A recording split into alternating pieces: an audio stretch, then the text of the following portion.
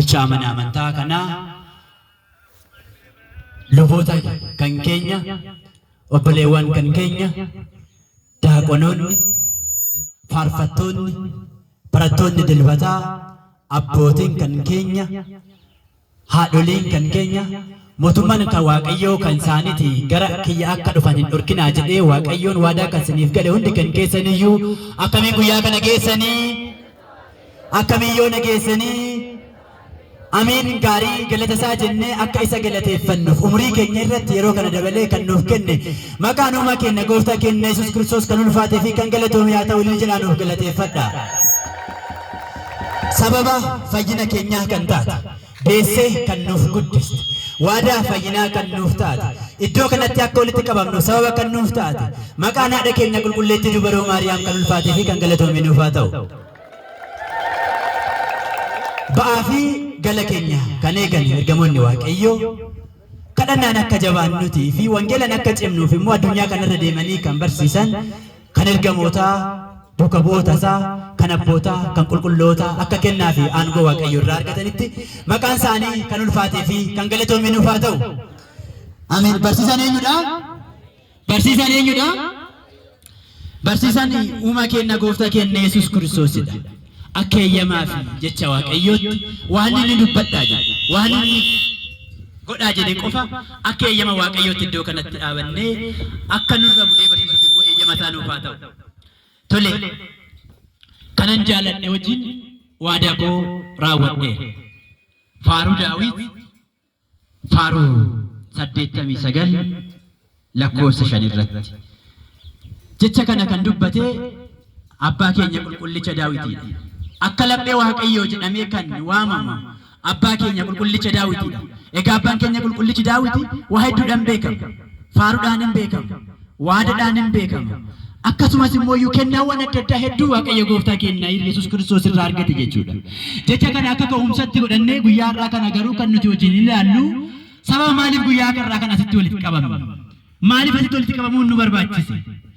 Ammatti immoo abbootiin kan keenya jalqaba irraa eegalanii galgala yaada daawii zeemadhaan ammas asitti akkasumas immoo abboota keenya irraa kan dhaalan faarfattoonni dilbata asitti faaruudhaan kan nuuf dhiyeessanii waa'ee haadha keenya qulqulleettii dubaroo Maariyaam wajjiniin baranna araarsummaan ishii gidduu keenyatti argamee akka wajjin barannu akka nu waliin ta'u eeyyama ishee nuuf haa ta'u.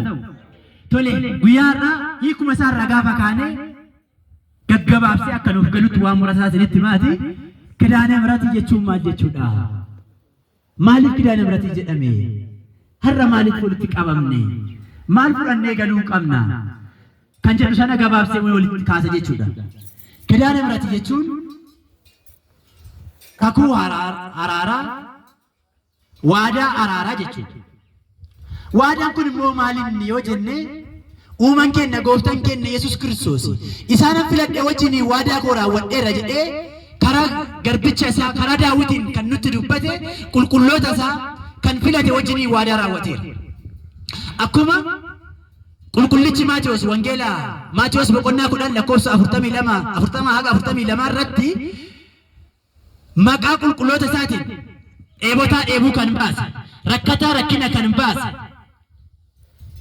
ani jireenya bara baraa isaan nan laadha akkuma jedhee gooftaan keenya Yesuus Kiristoos qulqulloota isaatiif duuka bu'oota isaatiif waadaa galee haadha keenya qulqulleettii dubaroo Maariyaamiidhaafis gooftaan keenya uumaan keenya Yesuus Kiristoos waxabajjii guyyaa 21 yookiin immoo sanee guyyaa 21 haadha keenya qulqulleettii dubaroo Maariyaamiif waadaa gale. Waadaan inni galees maqaa haadha keenya qulqulleettii dubaroo Maariyaamiitiin rakkataa kan rakkina baase dheebotaa kan dheebuu baase maqaa isheetiin kan amanee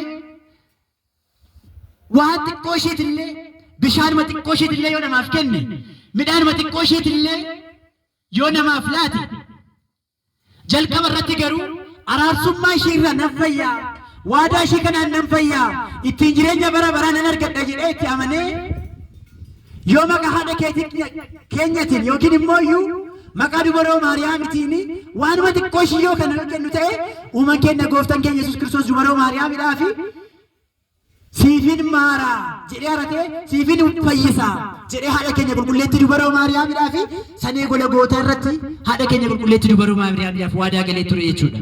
Guyyaa har'aa kana immoo kan nuti argannu Sababa walitti qabamuu keenyas kan ta'e namni balaa isaaf jedhamu ni jira. Balaa isaaf jechuun kan nama nyaatu jechuudha. Balaa isaaf jechuun maal jechuudha? Maal jechuudha? Maatii Waaqayyoo maal jechuudha? Kan nama nyaatu jechuudha. Maqaan isaa jalqabaa garuu kan hin turre Simihoon jedhama. Akkuma Abrahaam fa'a namoota rakkataniif rakkina kan baasu, kan dheebataniif dheebuu kan baasu, kan karaan itti dhiite kan bulchu, nama gaarii, nama waan Waaqayyoo beeku, nama araarsummaa haadha keenya qulqulleetti nu baroomu beeku, akkasumas immoo waadaa fi kabaja ergamoota kan qulqulloota kan beeku nama Simihoon jedhamu tokkotu ture. Namni kun akkuma Abrahaam keessummaa simachuudhaan beekama ture. Namni gaafa rakkate mana isaatti gorsu qabee koottaadhaa manni kan Waaqayyooti jedhee nama mana isaa bulchu.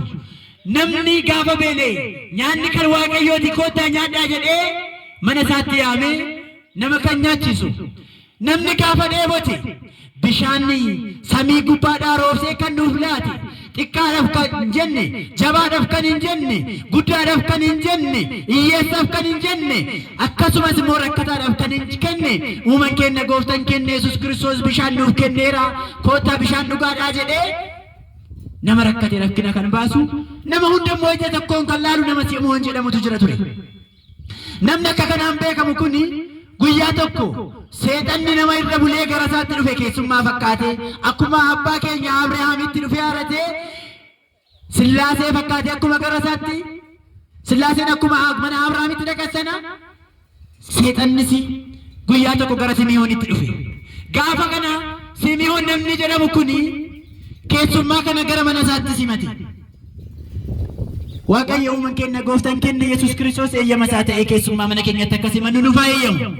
Guyyaa kanatti keessummoonni gara mana Simihoonitti gaafa dhufan keessummaa kanaan maal siniif dhiyeessuu jedhee Simihoon namni jedhamu kun hin gaafate. Gaaf kana keessummaan kunis akkanatti hin jedhe. Ani kana nyaadhu foon namaa bichaadha. Ilma kee qaalii kan ta'e, ilma kee baay'ee kan jaalattu, ilma kee kana qaliitii naaf nyaadhu ani foon isaa qofa nyaadha ittiin jedhe. Sarara bulee gara mana isaatti kan dhaqe garuu nama osoo hin taane seexanaadha. Yeroo kanatti Simihoonis Abrahaam abbaan kan keenya abbaa gaarii jedhamee kan waamamu gaara Mooraan jedhamu irratti ilma isaa Yisaaqin Waaqayyoof yeroo inni masawaayitti dhiyeessuudhaaf jedhutti Waaqayyo uumaan keenya gooftaan keenya Yesuus Kiristoos samiirraa isaaf maal kennee ture? Oolaa isaaf kennee Waaqayyo gooftaan keenya Yesuus Kiristoos ergamaan gara isaatti dhufee harate Abrahaam ilma kana irratti maaliin kaayittiin jedhe?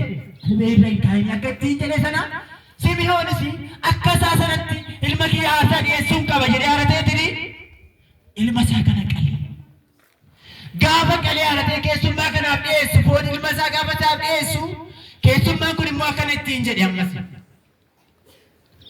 Yaa Simihoon keessummaan mana isaatti gaafa dhufe namni gara mana isaatti gaafa dhaqe jalqaba nyaata irraa nyaatee harateet nyaata sana namaaf laata. Kanaafuu yoo atis foon ilma keetii kana jalqaba nyaadhuutiin naaf laadhuutiin jedhe maatii Waaqayyo. Simihoonis yeroo kanatti garaan isaa osoo rabbashamu, garaan isaa osoo jeeqamu, garuu Waaqayyo irra hin caalu jedhee harateetini foon ilma isaa kana nyaatee haratee keessummaa kanaaf kenne.